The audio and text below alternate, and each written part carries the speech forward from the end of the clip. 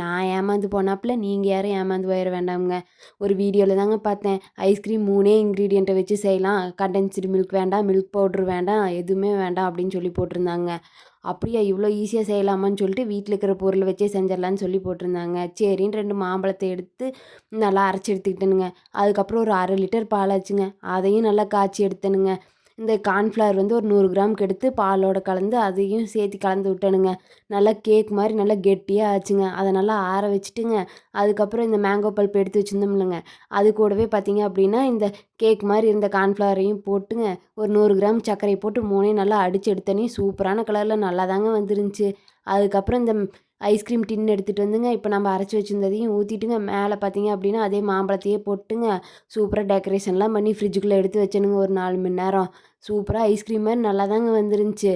சாப்பிட்டு பார்த்தோம் அப்படின்னா, அப்படியே மாம்பழத்த சாப்பிட்ட மாரியே தாங்க இருந்துச்சு. வேறு டேஸ்ட் எதுவுமே தெரியலிங்க. இதுக்கு நான் வெறும் மாம்பழத்தையே சாப்பிட்டு போயிருக்கலாமுங்க.